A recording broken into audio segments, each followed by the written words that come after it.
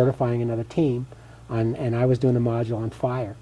And so that weekend, that Saturday and Sunday, we had done the foam application, the gel application, and the basic firefighting for this group that we certified that day. And I actually broke the search class free early because of the fire, the witch fire. I was then called into the witch fire, so I was working down in Valley Center, and worked through the night and the next day. And it was early Tuesday morning at 3 a.m. when this fire broke out, the Pumacha fire, which is at the very base of this mountain. So we had 5 major fires going then, the most recent being the witch fire, which was racing through Valley Center and working its way towards us, when this independent fire started at the base of the mountain, at the height of the Santa Anas. Just prior to the fire, we were experiencing telephone poles breaking off, snapping like matchsticks, yes, and wires arcing on the ground, another fire starting, and untenable conditions throughout the county. But when this fire started, it started in a small area. It was reported to be around a house on the reservation just below us. Early in, fire chiefs reported a well-established fire that was traveling with the wind in 60 to 80 mile an hour gusts to due west. I was immediately released from the fire I was on to come up to this area because I knew it and had a responsibility for Palomar Mountain. Sure. And I teamed up with that chief, who happened to be a Cleveland battalion chief, and a local volunteer chief, very similar to my circumstances of the reservation, very familiar with the area, has been in this area his entire life, knew the potential of this. We started evacuation, reverse 911s, started our equipment down the mountain to help stop the fire if we could. Worked for quite a few hours on keeping it from coming across the highway towards the mountain. There was no stopping this fire freight train going west. I mean, it traveled to Harrah's Casino within less than 30 minutes. Fire experts are telling us that the characteristics and fire behavior of this, but as unrelentless as Santa Anas are, they twisted around on us again, and it made a run for the top of the mountain in a couple of different areas. And when it started to make the run, we dug in. Now was the time that we had to dig in.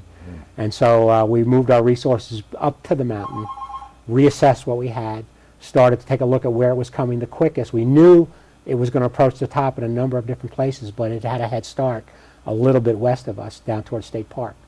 And so that's where the module of State Park Rangers were given their gel and evacuation procedures. We confirmed that everybody was out of this area. We picked a stand of where we were going to take the stand when it first came over the top. So your pre-planning of positioning the gel strategically throughout the community paid off in that? Oh, absolutely. We did not have to truck it out of a central supply. It was already in the areas. It just needed to be opened up. The catches were opened and distributed. You know, we kept moving it from those local catches.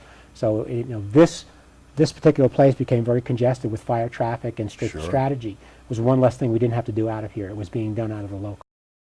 It was only then that I believe it was Wednesday morning, about 5 a.m., that we were alerted to the fact that this run was getting dangerously close to Crestline. Right. And Crestline and Birch Hill would be the next most dense neighborhood that we needed to protect. If it jumped East Grade and this center bowl, that we would lose the fire station, the downtown complex, our small restaurant and post office and general store, and get up into that area. So that area, the store was gelled, the restaurant was gelled, the post office was gelled, the outbuildings there.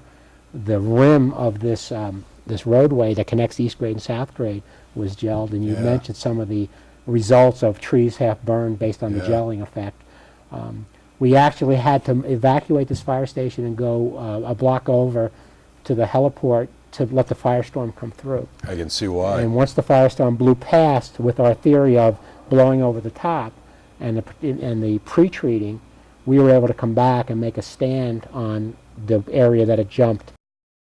And this product, along with all the other things, is just another way to make it easier. Again, we can buy smoke detectors for early warning. We can buy fire extinguishers to help put out the small fire. Well, now we have a product that goes hand in hand with environmental protection, fuel reduction, and the landscaping of the area we live in. And they need to get it out there and use it. Another piece of the puzzle. Barricade's super absorbents act like miniature sponges,